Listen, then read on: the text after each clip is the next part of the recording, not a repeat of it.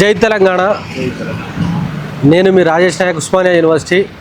ఈరోజు జనగామ జిల్లా యొక్క సర్పంచుల అభినందన సన్మాన కార్యక్రమానికి విచ్చేసినటువంటి కేటీఆర్ గారికి మా బీఆర్ఎస్పీ తరఫున హృదయపూర్వక ధన్యవాదాలు. ఇవాళ అత్యధిక స్థాయిలో దాదాపుగా 70% గ్రామాలలో ఇవాళ బీఆర్ఎస్ పార్టీకి ప్రజలు పట్టం కట్టడం జరిగింది. దీనికి నిదర్శనం ఏంటి అని అంటే, ఈ గాడిదలు ఎవరైతే ఉన్నారో కాంగ్రెస్ పార్టీకి సంబంధించిన నాయకులు వాళ్ళ యొక్క ప్రభుత్వం రావడం కోసం 6 గ్యారంటీలు 420 హామీలు ఇస్తామని చెప్పేసి కనీసం ఏ ఒక్కటి కూడా నెరవేర్చకుండా ఇవాళ పబ్బం గడుపుకునే పరిస్థితి ఏర్పడ్డది. కాబట్టి ఇవాళ జనాలు, తెలంగాణ రాష్ట్రంలో ఉన్నటువంటి ప్రజలు కానీ, ఈ యొక్క పోరాటాల గడ్డైనటువంటి జనగామ, ఇక్కడ ఉన్నటువంటి చాకల ఐలమ్మ, దొడ్డి కొమరయ్య, షేక్ బందగి, అదేవిధంగా ఇక్కడ పుట్టినటువంటి మా యొక్క పోరాట వీరుల పటిమయ్యాల ఈ కాంగ్రెస్ పార్టీ నాయకులకు చెల్లు అయ్యేటట్టు ఇవాళ తీర్పు ఇవ్వడం జరిగింది. నేను ఎందుకు అంటా ఉన్నామంటే, ఇక్కడ దాదాపుగా 70% గ్రామాలలో బీఆర్ఎస్ పార్టీ గెలవడం జరిగింది. ఓడిపోయిన గ్రామాలలో కూడా 5 ఓట్లు, 6 ఓట్లు, 10 ఓట్లతోటే తేడాతోటే వాళ్ళు కాంగ్రెస్ పార్టీ గెలవడం జరిగింది. కానీ ఇప్పటికైనా కళ్ళు తెరవండి.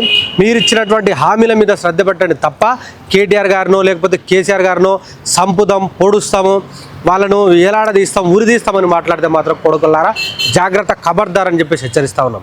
ఎందుకు అనంటే, ఇది నువ్వే అంటివి కదా రేవంత్ రెడ్డి, ఇది ప్రజాస్వామ్య దేశం కాబట్టి ఇవాళ కేసీఆర్ గారిని ఏమంటలేము, కేటీఆర్ని ఏమంటలేమని అంటూ ఉన్నావు కదా. అభివృద్ధి చేయని నిన్ను, ఇది ప్రజాస్వామ్య రాజ్యం కాబట్టి నిన్ను ఏమంటలేదు తెలంగాణ రాష్ట్రము. ఇది ప్రజాస్వామ్య రాష్ట్రం కాబట్టి నిన్ను రాళ్లతో కొట్టట్లేదు. ఇది ప్రజాస్వామ్య రాష్ట్రం కాబట్టి నిన్ను చెప్పులతో కొట్టట్లేదు. ఎందుకు అంటున్నా అంటే, ఈ మాట నువ్వు ఇచ్చినటువంటి 6 గ్యారంటీలు అన్నావు, గ్యారంటీ కార్డు అన్నావు, కనీసం ఇప్పటి వరకు ఒక్కటి కూడా నెరవేర్చిన దాఖలాలు లేవు. ఇక్కడ ఉన్నటువంటి విద్యార్థులందరికీ నువ్వు హామీలు ఇచ్చిన 2 లక్షల ఉద్యోగాలు ఇస్తా అని చెప్పావు. కనీసం 5,000 ఉద్యోగాలు కూడా ఇయ్యని దుస్థితిలో నీ ప్రభుత్వం ఉన్నది. అదేవిధంగా జాబ్ క్యాలెండర్ అని చెప్పినావు, అదేవిధంగా 5 లక్షల రూపాయలతోటి ఉద్యోగ భరోసా కార్డు అన్నావు. ఏ ఒక్కటని ఇచ్చినావా నువ్వు? కనీసం ఏ ఒక్కటని ఇచ్చినావా? విద్యాశాఖ మంత్రి అయి ఉండి కనీసం ఏ ఒక్క రోజైనా ఇవాళ నువ్వు రివ్యూ చేయని దద్దమ్మ విద్యాశాఖ మంత్రి ఎవడైనా ఉన్నాడంటే ఈ రాష్ట్రంలో రేవంత్ రెడ్డి అని చెప్పేసి మేము అంటా ఉన్నాం.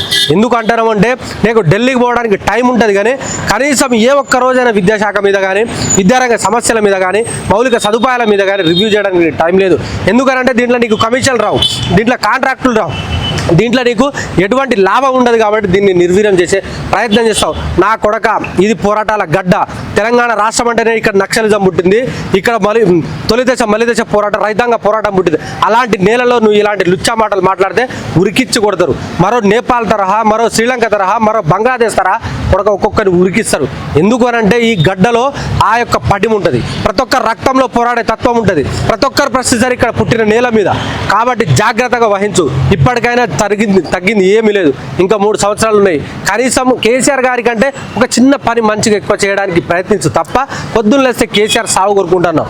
నీకు సాగు వస్తుంది, నాకు సాగు వస్తుంది, ప్రతి ఒక్కరికి ఏదో ఒక రూపంలో ఏదో రోజు సత్సం. మనము ఈ భూమి మీద బతకడానికి రాలేదు, కానీ ఒక సాటి మనిషిగా నువ్వు కేసీఆర్ గారి సాగు కోరుకుంటున్నావు చూడు, నీకు అదే సాగు కోరుకుతుంది. నీకు రేపటి అదే సాగు వస్తే, కుక్క సాగు వచ్చి చచ్చే రోజు దగ్గర పడుతుంది. కాబట్టి ఇప్పటికైనా ఖబర్దార్ రేవంత్ రెడ్డి కానీ, ఆ యొక్క మంత్రివర్గంలో ఉన్నటువంటి మంత్రులు కానీ, ఏ ఒక్కరైనా సరే మీకు చిత్తశుద్ధి ఉంటే, మీకే కనుక దాని మీద ఏమైనా తెలంగాణ రాష్ట్ర ప్రజల మీద ప్రేమ ఉంటే ఇచ్చినటువంటి గ్యారంటీలను, ఇచ్చినటువంటి హామీలను నెరవేర్చే ప్రయత్నం చేయి తప్ప కనీసము దాని గురించి మర్చిపోయి, అరే నాయన నువ్వు మాకు పెన్షన్లు పెంచుతామంటే ఓట్లు వేసినాము, మాకేదో ఫ్యూచర్ సిటీ తీసుకొస్తామంటే ఓట్లు వేయలేదు, మాకు 2 లక్షల ఉద్యోగాలు ఇస్తా అంటేనే మేము ఓట్లు వేసినాం నీకు, మాకు మూసి ప్రక్షాళన చేస్తా అని చెప్తే ఓట్లు వేయలేదు మీకు, మాకు రైతు బంధు 15,000 ఇస్తా అంటేనే నీకు ఓట్లు వేసినాం తప్ప ఏదో తీసుకొచ్చి కాంట్రాక్టులు, కమిషన్లు, నీకు రియల్ ఎస్టేట్ చేస్తా అంటే ఓట్లేదు.